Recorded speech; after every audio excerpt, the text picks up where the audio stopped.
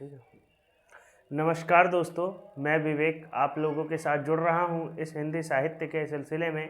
और आज हम बात करेंगे हिंदी साहित्य की एक नई इकाई हिंदी भाषा का इतिहास या हिंदी भाषा का उद्भव या प्रारंभ कैसे हुआ।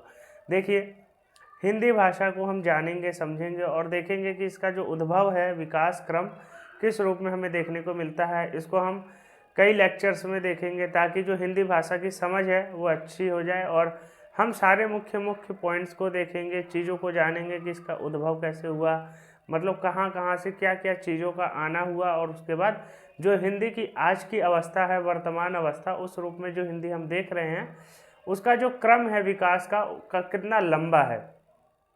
तो चलिए आज की जो श्रृंखला है उसको शुरू करते हैं। और आपके लिए बहुत ही ज़्यादा इंपॉर्टेंट पॉइंट्स है इसमें। अगर आप किसी भी कंपटीशन की तैयारी कर रहे हैं हिंदी से रिलेटेड एग्ज़ाम्स की, या आप इग्नू में हैं या ड्यू से ओपन से या डिस्टेंस लर्निंग करते हैं और आपके पास हिंदी लिटरेचर है, तो आपके लिए बहुत ही ज़्यादा महत्वपूर्ण रहने वाला है।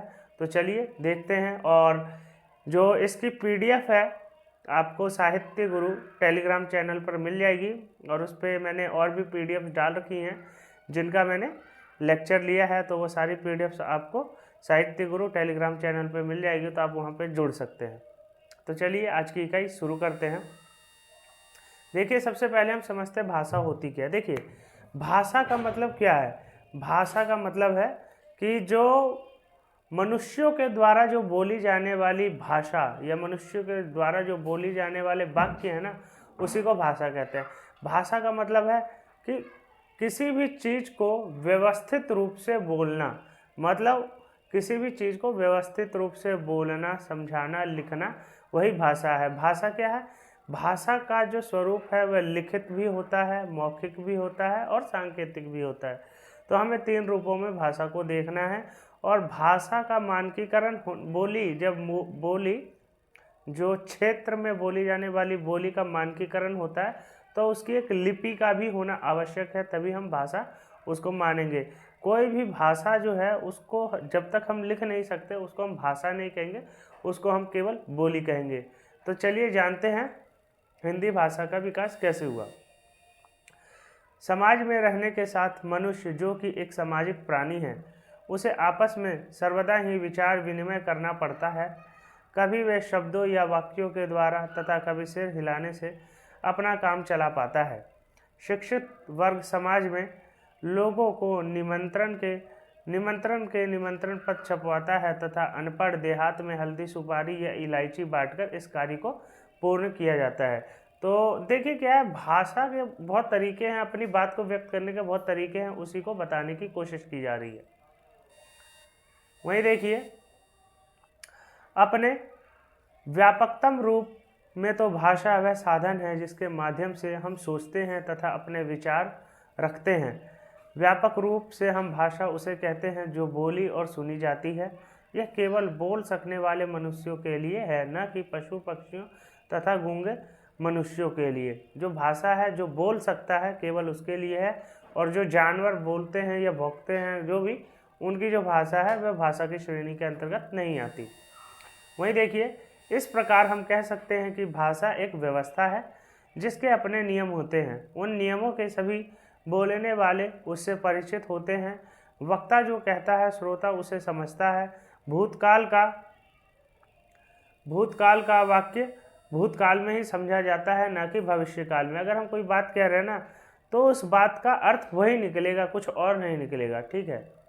वहीं देखेंगे जो भारोप्य भाषा परिवार है उसको देखेंगे कि जो भारोप्य भाषा परिवार जो कि सबसे बड़ा भाषा परिवार है उसको भी हम देखेंगे। देखिए क्या है, लगभग 3000 भाषाएं संसार में बोली जाती हैं।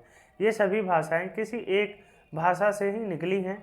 विद्वानों ने भाषाओं के पारिवारिक संबंधों को लगभग 13 परिवारों में बांटा है। यह इस प्रकार है: द्रविड़, चीनी, हेमेटिक, आग्नेय, यूराल, अल्टाइक, बांटू, अमरीकी और काकेशस, सूडानी, बुशमैन, जापानी, कोरियाई तथा भारोपीय। और हिंदी का संबंध भारोपीय परिवार से है। यह परिवार भारत तथा यूरोप और उसके आसपास फैला हुआ है, इसीलिए इसे भारत यूरोपीय या भारोपीय कहते हैं।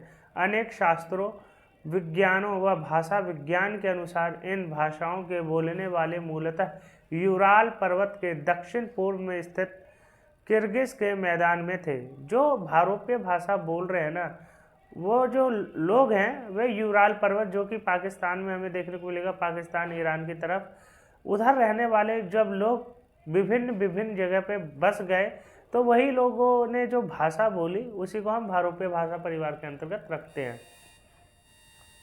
क्यों? क्योंकि जब एक जगह से लोगों का अलग अलग, जब एक जगह से लोग बटेंगे तो उनकी जो भाषा होगी शुरुआत की वो तो वही रहेगी, तो उसी में कुछ हल्का फुल्का फेरबदल होगा और उनकी जो भाषा होगी लगभग वही रहेगी। तो इसी क्रम में हम देखते हैं। देखिए और क्या है, इस परिवार को समय समय पर कई नामों से अभिहित किया, जैसे इंडो जर्मनिक, इंडो कैल्टिक, आर्य आदि, किंतु अब भारोपीय इंडो यूरोपियन नाम से भी चलता है। मूल भारोपीय भाषा का व्याकरण जटिल था और देखिए क्या है, तथा अपवादों की संख्या बहुत अधिक थी। इस भाषा के अपने शब्द तो थे परंतु अन्य भाषाओं से भी अनेक शब्द लिए, जैसे सुमेरी भाषा से गुद जिसका अर्थ होता है गाय, उर्दू जिसका अर्थ होता है लोहा, तथा अक्कादी से पिलकू परशु और आदि, मतलब ये सब शब्द लिए हैं सुमेरी भाषा से, जिनके अर्थ हमें इस रूप में देखने को मिलते हैं हिंदी में। इस परिवार की भाषाओं को दो वर्गों में जैसे सतम एवं केंतुम में रखा गया है।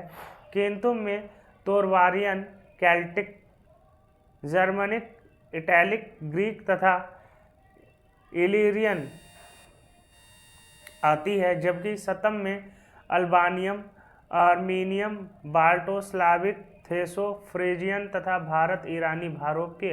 इस भारत ईरानी शाखा को आर्य शाखा कहते हैं। भारत ईरानी लोग अक्सर ऑक्सस घाटी के पास आए तथा वहां से एक भाग उनका ईरान चला गया, दूसरा कश्मीर तथा आसपास एवं तीसरा भारत।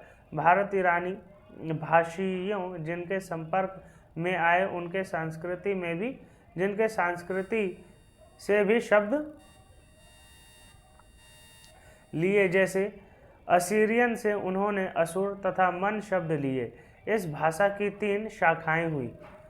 पहली हुई ईरानी, जिसमें प्राचीन फारसी, अवेस्ता, पहलवी फारसी आदि बोली जाती थी, और दूसरी हुई दरद, जिसमें कश्मीरी, सीणा, चिताली आदि भाषा बोली जाती थी, और तीसरी जो है भारतीय, इसमें भारत की आर्य भाषाएं आएगी। वहीं देखिए भारतीय आर्य भाषा। भारतीय आर्य भाषा का इतिहास भारत में आर्यों के आने के बाद शुरू हुआ और विभिन्न क्षेत्रों में अधुनातन बोधों से किसी भी ऐसे जाति का पता नहीं चला जिसे यहाँ का निवासी माना जाए। यहाँ सभी जातियाँ समय समय पर बाहर से आई, जिनमें प्रमुख तीन हैं। नेग्रेटो, ये मूलतः अफ्रीका के निवासी थे। ये लोग ईरानी दक्षिणी अरब होते हुए भारत आए तथा पूरे भारत में फैल गए। इनमें से कुछ असम, बर्मा तथा अंडमान पहुँचे। ऑस्ट्रिक, ये लोग इराक, ईरान होते हुए भारत आए तथा इंडोनेशिया होते हुए ऑस्ट्रेलिया पहुँच गए। भारत की कोल, मुंडा, खासी, मोनखमेर, निकोबारी भाषाएं इन्हीं की है। ऑस्ट्रिक भाषाओं ने भारतीय आर्य भाषाओं को कई रूपों में प्रभावित किया। कार्पस, कदली, बाण, तंबाकू, पिनाक, गंगा, लिंग, कंबल आदि अनेक शब्द ऑस्ट्रिकों से मिले हैं। पान, सुपारी, लौकी, बैगन, हल्दी, कुत्ता, मुर्गी पालना सभी इन्हीं की देन है। जो शब्द हैं देख रहे हो आप कि कैसे कैसे, मतलब शब्द कहाँ कहाँ से हमें देखने को मिल रहे, कहाँ कहाँ से हिंदी में शब्दों को लिया जा रहा है। ठीक है, वहीं देखिए किरात लोग मूलतः नदी के मुहाने के पास आदि मंगोल थे। इनकी एक शाखा चीनी सभ्यता एवं संस्कृति की निर्माता बनते हुए उत्तरी पहाड़ी भागों, पंजाब, उत्तर प्रदेश, राजस्थान, बिहार, आसाम, बंगाल एवं हिंदी भाषा और उसकी लिपि का उड़ीसा में फैल गए। इसकी प्रमुख भाषाएं मेइतेई, कचिन, नागा, गारो, बोडो और लोलो, लेप्चा तथा नेवारी आदि थी।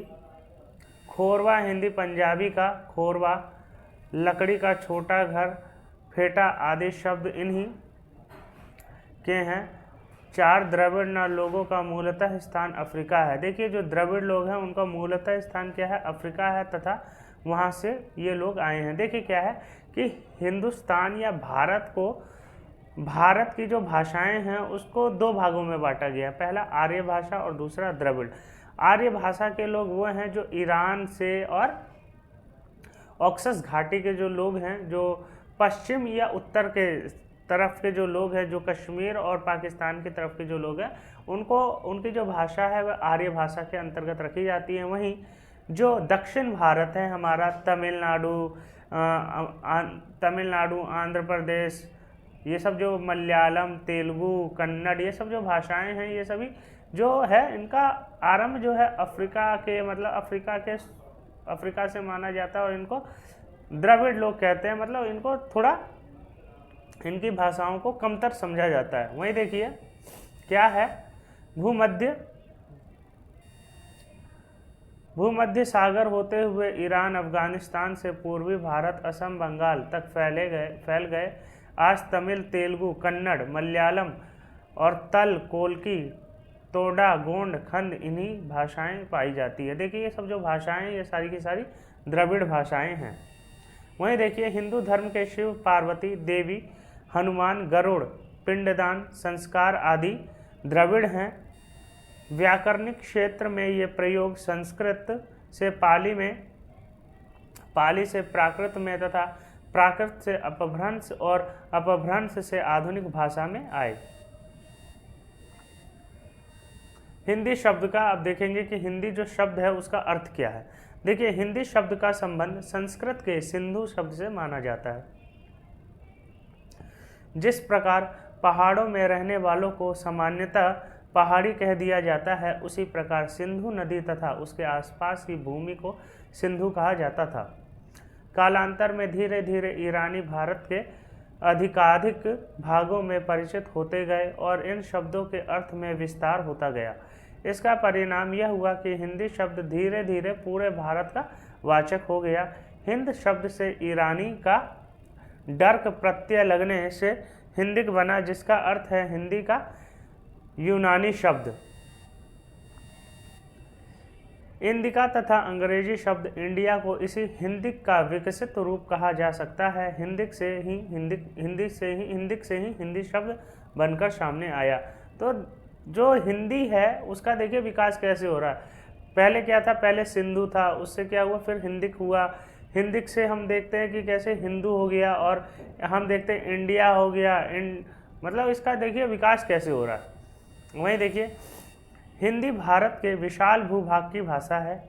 राष्ट्रभाषा होने का गौरव भी इसे मिला हुआ है। देखिए हमारे देश की कोई राष्ट्रभाषा नहीं है, लेकिन जो सर्वमान्य बात है, मतलब एक लोग मानते हैं कि जो हमारे देश की राष्ट्रभाषा है वह है हिंदी, लेकिन ऐसी हमारी कोई राष्ट्रभाषा नहीं है। हिंदी हमारी राजभाषा है, राज्य भाषा भी नहीं, राजभाषा है।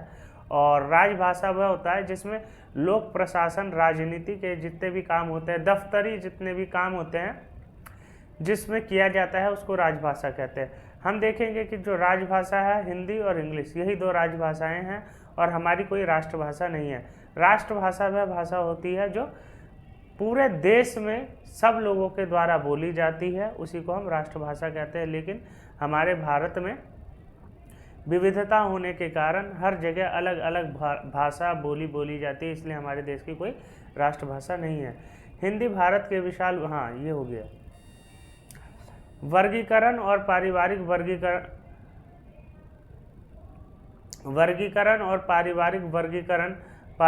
वर्गीकरण के अंतर्गत विश्व की भाषाओं को 4 खंडों में विभाजित किया गया। देखिए क्या है, पूरी दुनिया की भाषाओं को 4 खंडों में विभाजित कर दिया गया है ताकि पढ़ने में आसानी हो। जो पहला खंड है वह है यूरेशिया खंड। यूरोप प्लस एशिया, मतलब इसमें यूरोप भी आता है और एशिया भी आता है। और इसके अंतर्गत जितनी भी भाषाएं आती है वह 13 हाँ, यूरोप प्लस एशिया, तो इसमें 13 भाषाएं आती है। वहीं अफ्रीका खंड में 4 भाषाएं आती है, और नहीं, अफ्रीका खंड में 3 भाषाएं आती है, प्रशांत महासागरीय खंड में 4 भाषाएं आती है, और अमेरिकी खंड में केवल अमेरिकी खंड की 1 भाषा आती है। वहीं देखिए यूरेशिया खंड पुनः 2 भागों में विभाजित हो जाता है। क्यों? क्योंकि यूरेशिया खंड जो है बहुत बड़ा है, इसमें बहुत सारी भाषाएं, सबसे बड़ा मतलब यूरेशिया खंड है ना। अब देखिए क्या है, सतम वर्ग और केंतुम वर्ग, ये इसको हमने पहले भी देखा था। देखिए अब क्या है सतम और केंतुम में। सतम वर्ग की भारत ईरानी शाखा 3 रूपों में विकसित होती है। जो सतम वर्ग की भारत ईरानी शाखा है वह 3 वर्गों में विकसित होती है। पहला जो वर्ग है वह है दरद या पिशाच। ये जो दरद या पिशाच है ना, ये जो पंजाब की तरफ बोलने वाली भाषा है, और पाकिस्तान में जो बोली जाती है, थोड़ी कश्मीर की तरफ जो बोली जाती है, वह जो बोलियां आती है, भाषाएं आती है, वह इसके अंतर्गत आती हैं। वहीं देखिए जो ईरानी शाखा है, ईरानी में जो पाकिस्तान और उस साइड की जो भाषा बोली जाती है ईरान की तरफ, वह भाषाएं आती है। वहीं भारतीय आर्य भाषाएं में जो कश्मीर के आसपास जो भाषाएं बोली जाती है उससे नीचे की भाषाएं बोली जाती है, मतलब ये आप ले सकते हैं पाकिस्तान से इधर गुजरात की तरफ, और ये सब जो है ये भारतीय आर्य भाषाओं के अंतर्गत आता है। देखिए और क्या है, आज की हिंदी भारतीय आर्य भाषा के अंतर्गत आती है। जो आज की हिंदी है, वर्तमान हिंदी जिसको हम पढ़ रहे हैं, ये आर्य भाषा के अंतर्गत आती है। हिंदी का प्रयोग व्यवहार क्षेत्र, जो हिंदी है उसका प्रयोग हम कहाँ कहाँ करते हैं, कितने बड़े क्षेत्र में करते हैं, तो हिंदी का जो प्रयोग है भारत में सबसे ज़्यादा किया जाता है और बहुत बड़े क्षेत्र में किया जाता है। सबसे ज़्यादा जो बोली जाने वाली भाषा है हमारे देश में वह है हिंदी। देखिए भारत के अधिकांश क्षेत्रों में हिंदी का प्रयोग संपर्क भाषा के रूप में होता है। विभिन्न भाषाओं व बोलियों के व्यक्ति हिंदी भाषा में बातचीत करते हैं। देखिए क्या है, हमारे देश में अगर हमें किसी से बात करनी है तो हम उससे क्या अपनी गांव की भाषा या जो हमारी बोली है उसमें नहीं करते, हम उससे हिंदी में बात करते हैं। क्यों? क्योंकि हिंदी हमारे देश की एक ऐसी भाषा है जिससे हम किसी भी व्यक्ति से बात कर सकते हैं। ज़्यादातर, जरूरी नहीं है कि सबको हिंदी आए, लेकिन ज़्यादातर लोगों को हिंदी आती है।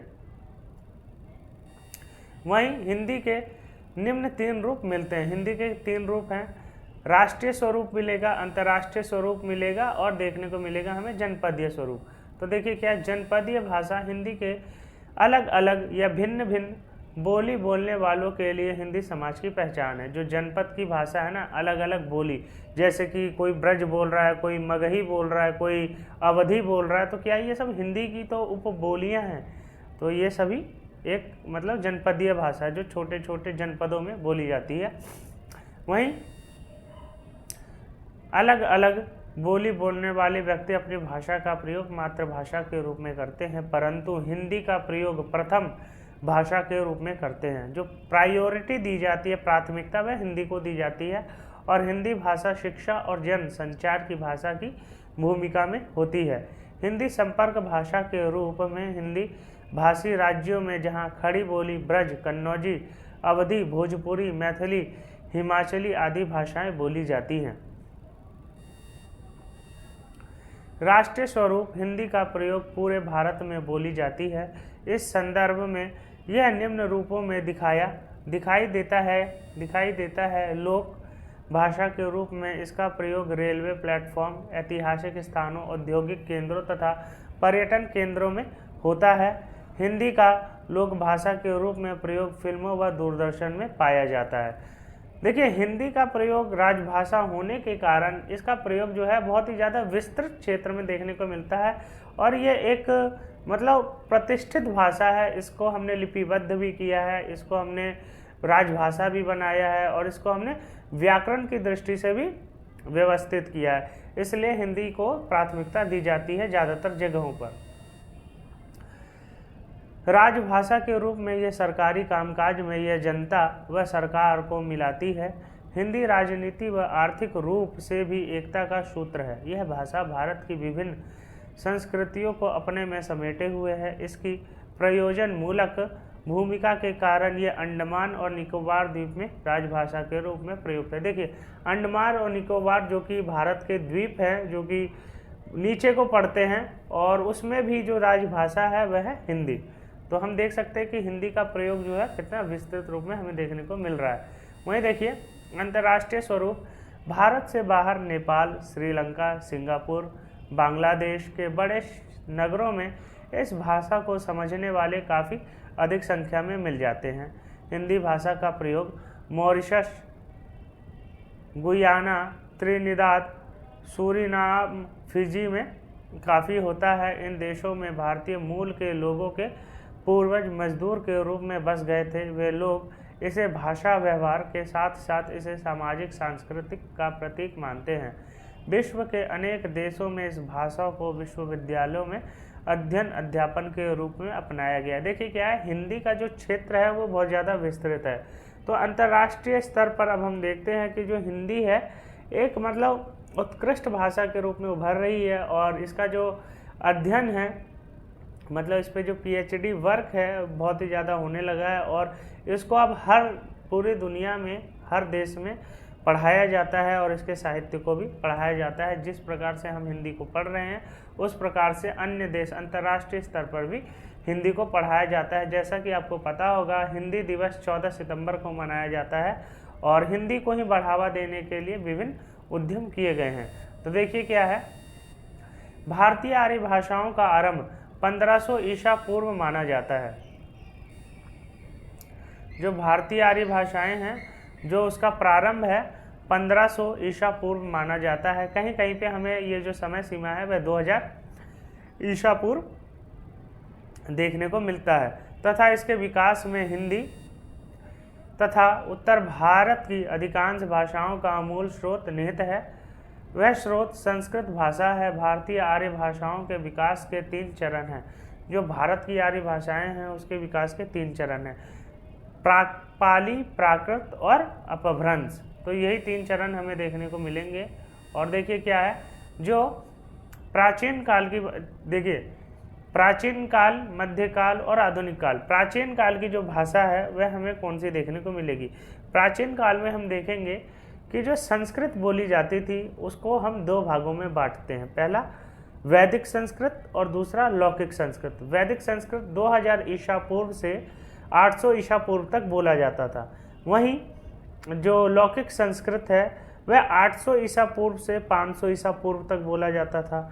और कहीं कहीं पे जो वैदिक संस्कृत है उसकी समय सीमा 1500 ईसा पूर्व से 800 या 1000 ईसा पूर्व देखने को मिलती है। वहीं जो वैदिक संस्कृत है उसका तो लौकिक संस्कृत जो है उसका तो 500 ईसा पूर्व तक ही हमें देखने को मिलेगा। लेकिन वैदिक संस्कृत का क्या है, वह हमें 1500 ईसा पूर्व से 1000 ईसा पूर्व भी देखने को मिलता है। वहीं मध्यकाल में 3 प्रकार की भाषाएं हमें देखने को मिलेगी। पहली है प्राकृत, पहली है पाली, दूसरी है प्राकृत और तीसरी है अपभ्रंश। जो पाली है उसको 500 ईसा पूर्व से 1 ईस्वी तक मानते हैं। वहीं जो प्राकृत है उसको 1 ईस्वी से 500 ईस्वी तक मानते हैं। वहीं जो अपभ्रंश है उसको 500 ईस्वी के बाद 1000 ईस्वी तक माना जाता है। देखिए क्या है, अब देखते हैं इसको। जो प्राचीन भारतीय आर्य भाषाएं, इसकी काल सीमा 1500 ईसा पूर्व से 500 ईसा पूर्व तक मानी गई है। इसके 2 रूप मिलते हैं, वैदिक संस्कृत और लौकिक संस्कृत।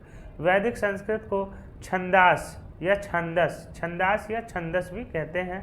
इसके अंतर्गत वेद, ब्राह्मण ग्रंथों, उपनिषदों की रचना हुई है। जितने भी वेद ग्रंथ, उपनिषद, ब्राह्मण ग्रंथ हुए हैं वह सभी के सभी वैदिक संस्कृत के अंतर्गत देखने को मिलेंगे। ये भाषा पाणिनि के काल से बहुत पहले से प्रचलित थी। जो वैदिक संस्कृत है वह पाणिनि, जिसको संस्कृत भाषा का व्याकरणिक माना जाता है, उनसे बहुत पहले की वैदिक संस्कृत की भाषा हमें देखने को मिलती है। ऐसी मान्यता है कि ऋग्वेद की भाषा बोलचाल की भाषा न होकर के उस समय की परिनिष्ठित साहित्यिक भाषा है। जो ऋग्वेद की भाषा है उसकी जो मतलब उसका जो लेखन है, उसका जो व्यवस्थित रूप है वो बहुत ही ज़्यादा उच्च स्तर का हमें देखने को मिलता है। और ऋग्वेद जो है हमारा सबसे पहला वेद माना जाता है, और वेद सबसे पहला वेद होने के कारण सबसे पुराना भी है। और हम देखते हैं कि शुरुआती अवस्था से ही जो वैदिक संस्कृत है उसका जो स्वरूप है बहुत ही व्यवस्थित रूप में हमें देखने को मिलता है। बोलचाल की सामान्य भाषा भी इसी के समानांतर प्रचलित रही होगी, परंतु उसका कोई लिखित साहित्य नहीं मिलता। वैदिक संस्कृत से ही लौकिक संस्कृत का जन्म हुआ। वैदिक संस्कृत से ही हमें लौकिक संस्कृत का जन्म देखने को मिलता है। और देखिए क्या है, लौकिक संस्कृत में पाणिनीय संस्कृत, देवभाषा संस्कृत और क्लासिकल संस्कृत भी है। 5वीं शती ईसा पूर्व में पाणिनि ने अपने व्याकरण द्वारा संस्कृत को एक व्यवस्थित रूप प्रदान किया, तब से आज तक उसका वही स्वरूप मान्य है। साहित्य के क्षेत्र में संस्कृत भाषा का प्रयोग उपजीव्य महाकाव्य रामायण महाभारत काल से लेकर मुगल सम्राट शाहजहां के समय तक अबाध गति से होता रहा। संस्कृत का भारतीय भाषाओं पर वही प्रभाव रहा जो यूरोप में लैटिन का रहा। हिंदी ही नहीं, संस्कृत से निकलने वाली सभी भाषाओं ने इससे असंख्य शब्द ग्रहण किए। यहाँ तक कि दक्षिण भारत में बोली जाने वाली द्रविड़ परिवार की तमिल, तेलुगु, मलयालम और कन्नड़ में भी संस्कृत तत्सम शब्दों की बहुलता है। इसका शुभ परिणाम यह सामने आया है कि इन शब्दों से सभी भाषा भाषी अपने को एक सूत्र में बंधा हुआ पाते हैं। संस्कृत साहित्य भाव और भाषा की दृष्टि से अनुपमेय है। कालिदास, भास, भारवी, भवभूति, माध्य, श्रीहर्ष जैसे महाकवियों और नाटककारों ने अपनी कृतियों से इसके गौरव और सौंदर्य को बढ़ाया है।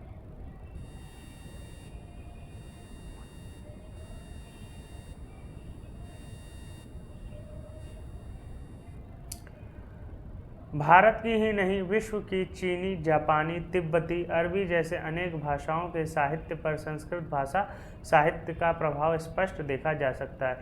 केवल संस्कृत का जो प्रभाव है केवल भारत की भाषाओं में ही नहीं, ये जो तिब्बती लोग हैं, जो तिब्बती लोग हो गए और अरबी लोग हो गए, जापानी हो गए, चीनी हो गए, इनकी भाषाओं पर भी हमें देखने को मिलता है। वहीं देखिए जो मध्यकालीन आर्य भाषाएं हैं जिनमें पाणिनि के द्वारा संस्कृत को नियमों से बाध दिए जाने पर भी व्यवहार में स्वच्छंद उन्मुक्त भाषा भौतिक रूप में निरंतर प्रवाहित होती रही। पाणिनि ने इसको भी व्याकरणिक रूप से स्थापित करने की कोशिश की, लेकिन इसका जो रूप रहा वह बिल्कुल ही स्वच्छंद रहा। इन्होंने व्याकरण के नियमों का पालन न करते हुए इसका प्रयोग किया और यह लोक भाषा के रूप में हम जानते हैं।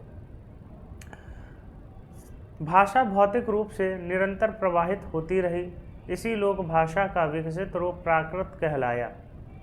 प्राकृत भाषा काल 500 ईसा पूर्व से 1000 ईसा पूर्व माना गया है। यद्यपि कुछ विद्वान यह सीमा रेखा 600 ईसा पूर्व से 1100 ईसा पूर्व व 1200 ईसा पूर्व तक मानते हैं, फिर भी स्थूल रूप से प्रथम मत को ही स्वीकार किया जाता है। इस कालखंड को 3 भागों में विभाजित किया जाता है। प्रथम प्राकृत अथवा पाली भाषा काल 500 ईसा पूर्व ईस्वी के प्रारंभ तक और अपभ्रंश भाषा काल ईस्वी से प्रारंभ 500 ईस्वी तक। वहीं देखिए जो पाली भाषा में गौतम बुद्ध ने अपने उपदेश दिए, उन्हीं से संबंधित साहित्य की रचना भी पाली भाषा में की गई। पिटक और अनुपिटक में विभाजित पाली साहित्य आज भी विदेशी भाषाओं और बौद्ध धर्मावलंबियों के लिए प्रेरणा स्रोत बना हुआ है। अशोक के शिलालेख भी पाली प्राकृत में लिखे गए हैं। लाट गुफा और चट्टानों पर लिखे होने के कारण इनकी भाषा को लाट प्राकृत या लाट बोली भी कहते हैं।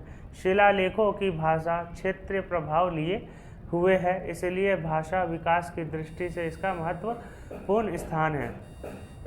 आचार्य वररुचि ने साहित्यिक प्राकृतों के रूप में महाराष्ट्री, पैसाची, मागधी और शोरशैनी का उल्लेख किया है। इनमें सर्वाधिक लोकप्रियता महाराष्ट्री को मिली। प्राकृत भाषाओं का साहित्य में प्रयोग मुख्य नाटकों और जैन साहित्य में मिलता है। श्वेतांबर जैनियों ने काव्य और नाटक के अतिरिक्त गद्य ग्रंथों में भी प्राकृत का प्रयोग किया है। अपभ्रंश वस्तुतः प्राकृत और आर्य भाषाओं के बीच की कड़ी है। जो अपभ्रंश है उसको प्राकृत और आधुनिक आर्य भाषा उसके बीच की कड़ी माना जाता है। आचार्य पतंजलि के महाकाव्य में अपभ्रंश का प्रयोग मिलता है, जहां उसका अर्थ परिनिष्ठित शब्द का विकृत या बिगड़ा रूप दिया गया है। जो मतलब व्यवस्थित रूप था पहले भाषा का, उसका बिगड़ा हुआ रूप हम मानते हैं अपभ्रंश को। मतलब उसमें कुछ चीज़ें जो है व्यवस्थित नहीं है, व्याकरण की दृष्टि से शुद्ध नहीं है, तो उसी को बिगड़ा हुआ रूप हम अपभ्रंश मानते हैं। और भामह के काव्यालंकार और हेमचंद के प्राकृत लक्षण में भाषा के अर्थ में अपभ्रंश का प्रयोग मिलता है। साहित्य में इसका प्रयोग सबसे पहले कालिदास के विक्रमोर्वशीयम नाटक में मिलता है। एक लंबे समय तक यह जनभाषा और साहित्यिक भाषा के रूप में प्रतिष्ठित रही। इस भाषा में लिखा हेमचंद्र का व्याकरण लोक प्रसिद्ध है। अन्य उल्लेखनीय रचनाओं में धर्मसूरी का जम्बू स्वामी रास, पुष्पदंत का आदि पुराण और राम सिंह का पाहुड़ दोहा, स्वयंभू का पौमचरित तथा धनपाल की भविष्यत कहाँ आदि है। अपभ्रंश को ग्रामीण भाषा, देशी देश भाषा, अभिरोक्ति और अवहट्ट और अवहट्ट आदि नामों से भी अभिहित किया जाता है। अपभ्रंश के अनेक भेद माने गए हैं और मार्कंड के समय 27 भेद प्रचलित थे। अपभ्रंश के कितने 27 भेद मार्कंड ने माने हैं, जिन्होंने बहुत सारे ग्रंथों की रचना की है। अगर आपने दुर्गा सप्तशती या कोई धार्मिक ग्रंथ पढ़ा हो हिंदू धर्म का, तो उसमें जो मार्कंड पुराण है वह बहुत ही ज़्यादा आधुनिक रूप में हमें देखने को मिलेगा और इसमें बहुत सारी चीज़ें हमें देखने को मिलती है। डॉक्टर भोलानाथ तिवारी ने अपभ्रंश के शोरसैनी, पैसाची, ब्राचड़, खस, महाराष्ट्री, अर्धमागधी और मागधी 7 भेद माने हैं और इन्हीं से आधुनिक भाषा या भाषाओं का विकास माना है। और देखिए क्या है अपभ्रंश। देखिए अपभ्रंश से अब कितनी भाषाओं का विकास हमें देखने को मिलेगा। अपभ्रंश उससे निकलने वाली आधुनिक भाषाएं, पहली है शोरसैनी, दूसरी है शोरसैनी। शोरसैनी से फिर कौन कौन सी भाषाएं निकली है? देखिए शोरसैनी से निकली है पश्चिमी हिंदी, और इस अपभ्रंश के नागर रूप से जो पश्चिमी हिंदी है, इसके अंतर्गत देखिए कौन कौन सी बोली हमें देखने को मिलेगी, राजस्थानी और गुजराती, ठीक है। और हिंदी भाषा और उसकी लिपि,